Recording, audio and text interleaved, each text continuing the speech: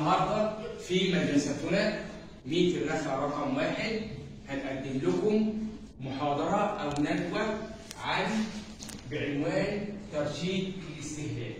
المجموع ده عام بس احنا هنخصصه في انواع كثيره من ترشيد الاستهلاك. اعزائي الطلبه والطالبات، مدرستنا ميت الرفع رقم 1 اولا ترشيد استهلاك الكهرباء، المياه وغيرها من الطاقه النظيفه. وقامت دولتنا مصر الحبيبه بعده مشروعات لاستخدام الطاقه النظيفه والبعد كل البعد عن استخدام الطاقه التي تنتج تلوث. اولا نيجي على تاريخ الحضاره للطاقه. كان الانسان يستخدم الفحم، ونظرا لتلوثه والانبعاثات الحراريه التي كانت تنتج على الفحم قامت الدوله بالغاء استخدام الفحم واستخدام الطاقه النظيفه المتمثله في الغاز الطبيعي والطاقه الشمسيه والطاقه الحراريه او طاقه الرياح. قامت دولتنا الحبيبه بعمل مشروعات قوميه في مجال عديد. النهارده هنتكلم عن ترشيد استهلاك الطاقه وهي الكهرباء. طبعا الكهرباء كانت زمان تستخدم انتاج الفحم كده يا غلابه، يبقى الدوله قامت باستحداث عناصر طاقه مصادر طاقه جديده غير الفحم. ليه الفحم؟ لانه يلوث البيئه. انتجنا مشروعات اللي هي استخدام الغاز الطبيعي الذي لا يلوث البيئه. يبقى اول حاجه يا اولاد استخدام الفحم الدوله لغته واستخدمت الغاز الطبيعي. في مشروع قومي اعزائي الطلبه والطالبات يجب ان تدركه، وهو المشروع المجال الاول في تنميه مصرنا الحبيبه، وهو مشروع استخدام الطاقه النظيفه عن طريق الهيدروجين الارضي.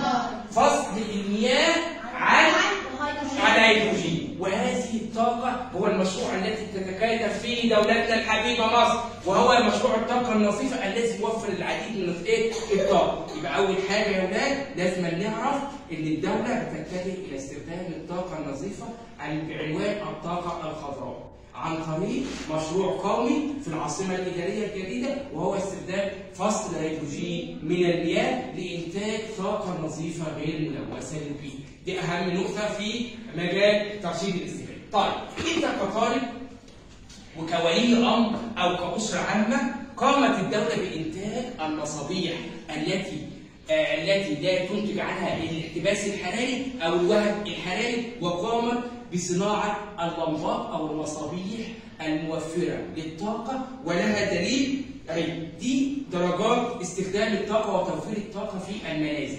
يبقى قامت الدوله بتوفير او الغاء المصابيح التي تؤدي الى الانبعاث الحراري اللي هي الطاقه اللي هي اللمبات الصفراء اللون الى طاقه اسمها ليد، وقامت بعمل ABCD. كل دي يا اولاد دليل على استهلاك طاقه نظيف في البيت واستهلاك اقل في فواتير الكهرباء. يبقى اتجهت الدوله لانتاج مصابيح غير المصابيح التي تنتج الطاقه انبعاث حراري. دي اول حاجه. يبقى اول حاجه قامت دولتنا الحبيبه بمشروع قومي وهو استخدام الطاقه النظيفه عن طريق فصل الهيدروجين من الماء. تاني حاجه انتاج مصابيح استهلاك اقل بدليل الطاقه النظيفه. تمام كده؟ يبقى احنا اول حاجه قامت دولتنا بالغاء الفحم كمصدر من مصادر الطاقه لانه يلوث البيئه. ده اولا كده. ثانيا قامت الدوله بعمل مشروع في العاصمه الاداريه الجديده، وهو مشروع فصل الهيدروجين الاخضر من المياه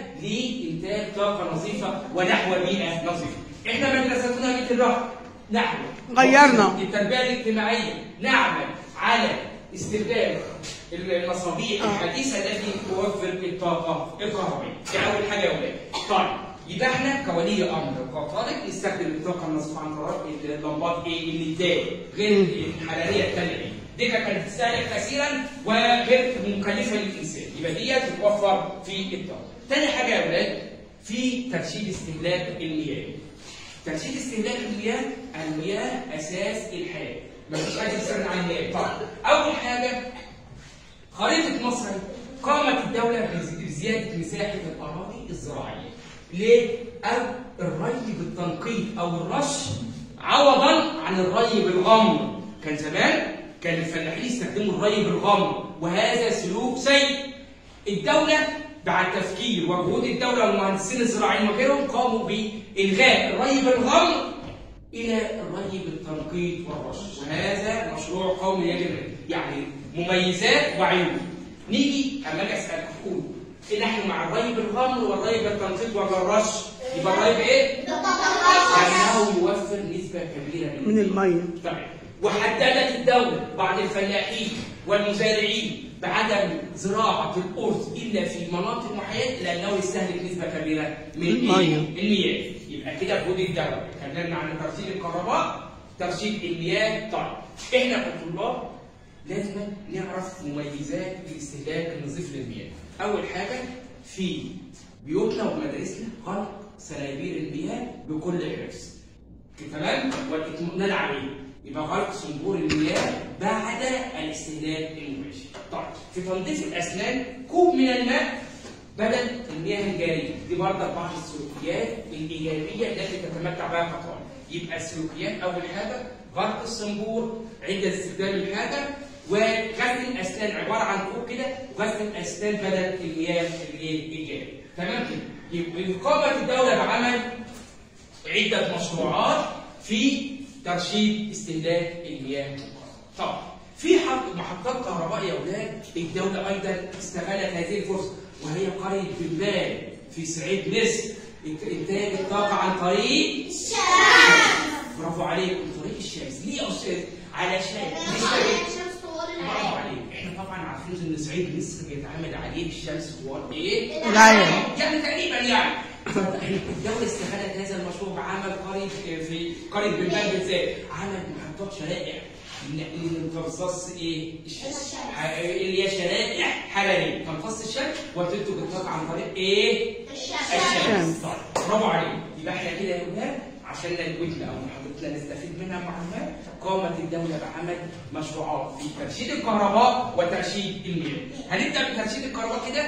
اول حاجه قامت بعمل محطات لانتاج الكهرباء او الكهرباء عن طريق ايه؟ محطه بلبال للاستفاده من درجه الحراره العاليه في صعيد ايه؟ مصر. طيب برضه الدوله قامت بعمل محطات للاستفاده من الرياح في دورات الرياح.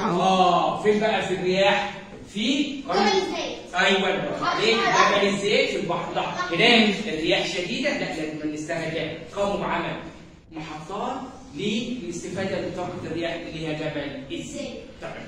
يبقى يا اولاد خلاصه ندوتنا لازم تعرفوا حاجه عن ترشيد الاستهلاك في كل شيء.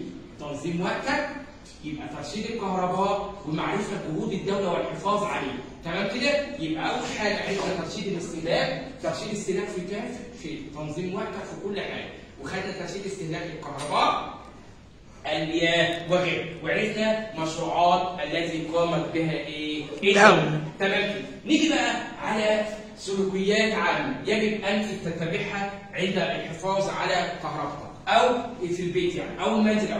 عدم اضاءه الانوار اثناء النهار الا للضروره القصوى. فرضا يا ولاد في بعض سلوكيات برضه قامت الدوله بعمل دليل للحفاظ على الكهرباء في استخدام الفريزر، عدم فتح الفريزر الا للضروره القصوى في فتره معينه. كل فتحك للفريزر او بصوره مستمره كده بيستهلك كهرباء كتير، فقامت الدوله او بعد التنبيهات اللي انا قلتها عليه عدم فتح الفريزر بتاع الثلاجه الا للضروره القصوى.